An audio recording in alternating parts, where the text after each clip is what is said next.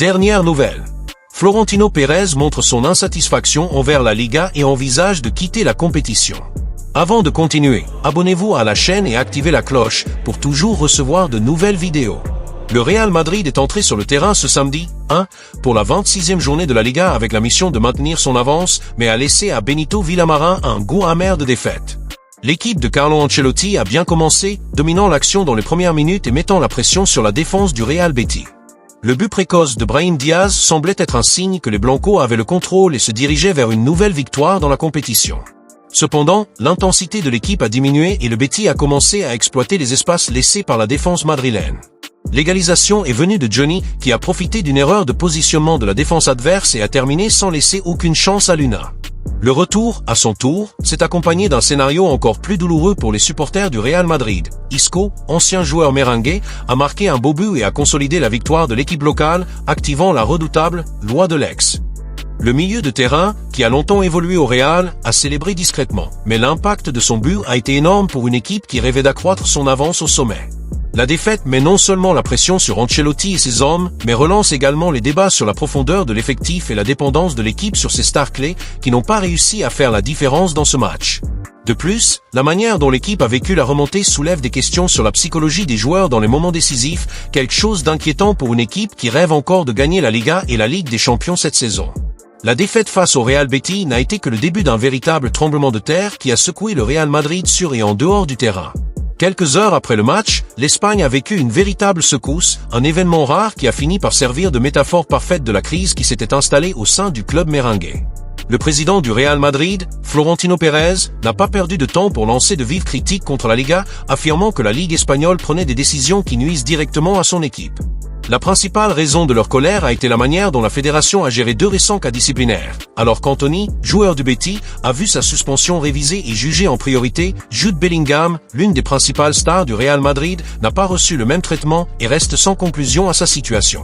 Pour Florentino, cette différence de critères révèle une persécution systématique contre le Real Madrid, quelque chose qui, selon lui, se produit depuis des années sous la gestion de Javier Tebas, président de la Liga.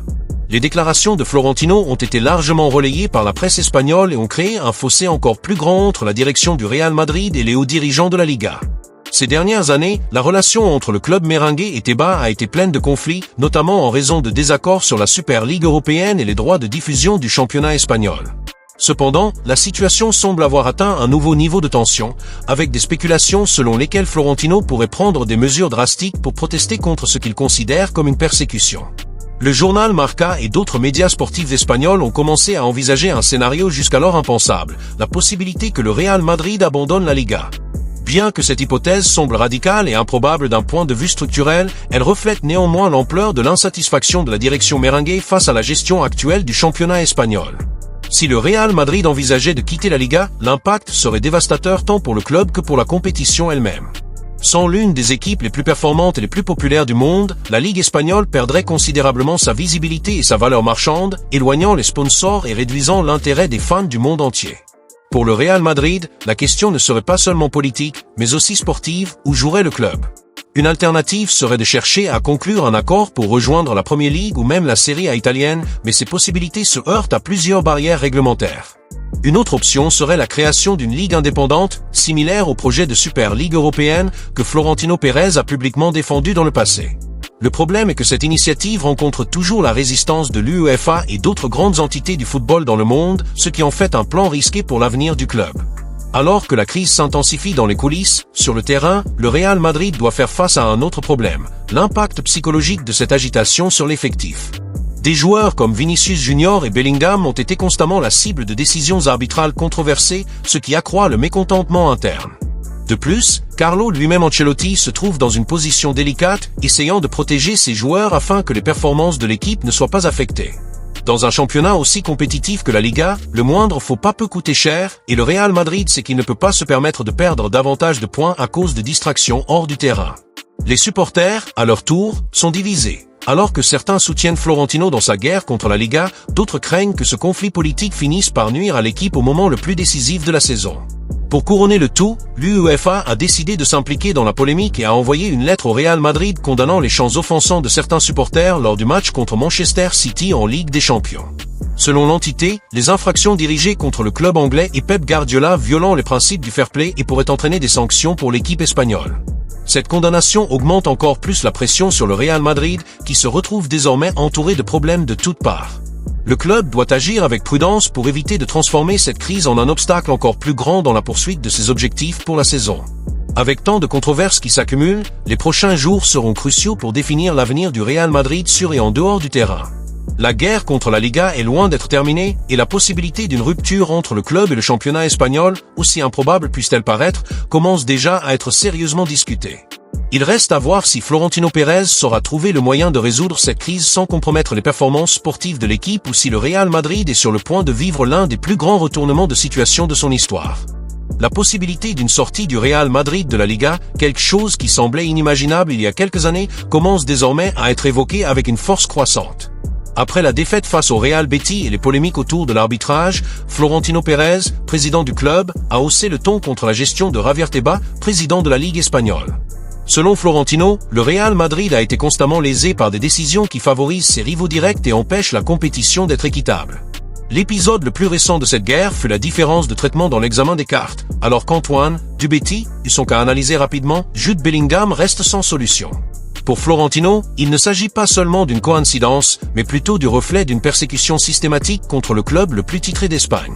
Cette tension entre le Real Madrid et la Liga n'est pas nouvelle. Ces dernières années, Florentino s'est révélé être l'un des plus grands opposants à la gestion de Tebas, principalement en raison de désaccords sur les droits de diffusion et la création de la Super Ligue européenne. Le président du Real Madrid a toujours défendu que les grands clubs avaient besoin d'une nouvelle compétition pour augmenter leurs revenus et renforcer le football, tandis que Tebas a été l'un des principaux ennemis de ce projet.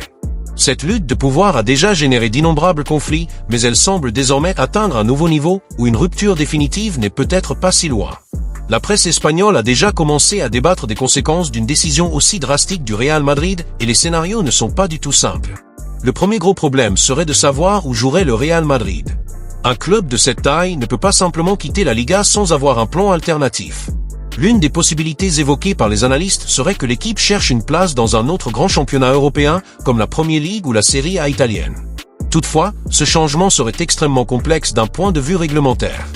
Pour concourir dans le championnat anglais, par exemple, le Real Madrid aurait besoin de l'approbation de la FIFA, de l'UEFA et des fédérations nationales concernées.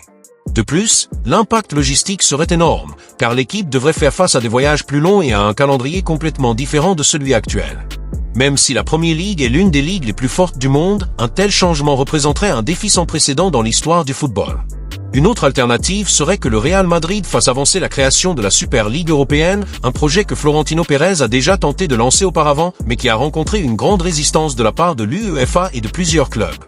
L'idée d'une ligue fermée, réunissant uniquement les équipes les plus riches et les plus traditionnelles d'Europe, suscite l'intérêt financier des grands investisseurs, mais se heurte toujours au rejet des fans et des entités sportives. Si le Real Madrid devait effectivement quitter la Liga, cela pourrait être le dernier effort pour que cette compétition puisse enfin se concrétiser. Cela signifierait toutefois également une rupture définitive avec l'UEFA, ce qui mettrait en péril la participation du club à la Ligue des Champions et à d'autres compétitions officielles. D'un point de vue économique, un départ du Real Madrid de la Liga aurait des conséquences dévastatrices pour les deux parties. Pour le club, abandonner le championnat espagnol signifierait renoncer à des millions de revenus provenant des droits de diffusion, des sponsorings et des recettes du box-office.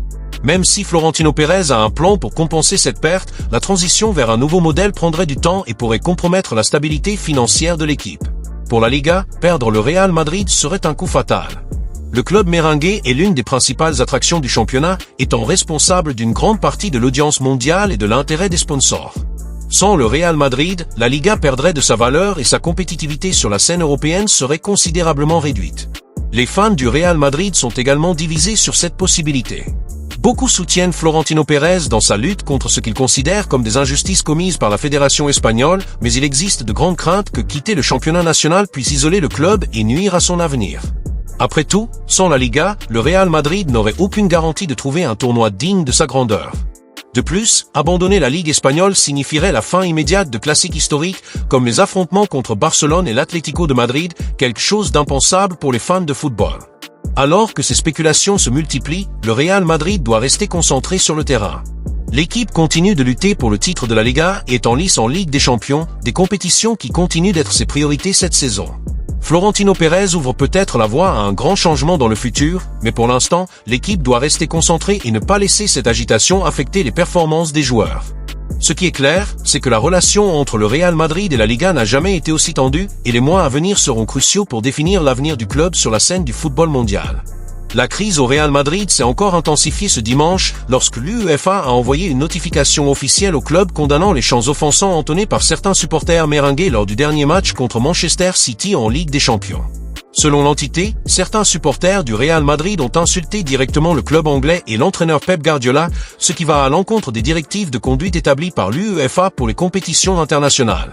Cette condamnation intervient dans un moment extrêmement délicat pour le club espagnol, déjà impliqué dans un violent conflit avec la Liga et confronté à des turbulences sur et en dehors du terrain. Avec cette nouvelle controverse, le Real Madrid se retrouve désormais contraint de faire face à la possibilité de sanctions sévères de la part de la plus haute instance du football européen. L'UEFA adopte une position de plus en plus stricte à l'encontre des attitudes antisportives dans les stades, notamment lorsqu'elles impliquent des manifestations considérées comme discriminatoires ou agressives. Dans le cas du Real Madrid, l'entité a allégué que les chants contre Manchester City et Guardiola ont franchi la ligne de la provocation sportive et sont entrés dans un territoire qui pourrait être considéré comme offensant et préjudiciable à l'image de la compétition. Manchester City, à son tour, n'a pas tardé à réagir et à montrer son soutien à la décision de l'UEFA, affirmant qu'il s'attend à des mesures exemplaires contre des attitudes de ce type. Cette position du club anglais n'a fait qu'intensifier davantage la rivalité entre les deux équipes qui se sont livrées ces dernières années des duels palpitants en Ligue des Champions. Pour les fans du Real Madrid, cependant, la situation est vue différemment. Beaucoup pensent que cette condamnation fait partie d'une prétendue persécution contre le club, surtout à un moment où les tensions entre Florentino Pérez et l'UEFA étaient déjà élevées. La relation entre le Real Madrid et l'UEFA a été marquée par de nombreuses frictions ces dernières années, principalement en raison de l'implication du club dans la création de la Super Ligue européenne. Florentino Pérez a été l'un des principaux architectes de la compétition parallèle à la Ligue des Champions, qui aurait pour objectif de réunir les clubs les plus riches et les plus traditionnels d'Europe dans un tournoi indépendant de l'UEFA. Cette initiative a été fermement rejetée par la plus haute instance du football européen, qui a menacé de sanctionner les clubs participants et a réussi à bloquer dans un premier temps la mise en place de la Super League. Cependant, Florentino n'a jamais complètement abandonné cette idée et continue de travailler dans les coulisses pour trouver un moyen de rendre le projet viable. Compte tenu de cette histoire, beaucoup voient la condamnation actuelle du Real Madrid par l'UEFA comme un nouveau chapitre de cette guerre politique impliquant les principales forces du football européen. Si l'UEFA décide d'appliquer une sanction plus sévère au Real Madrid, le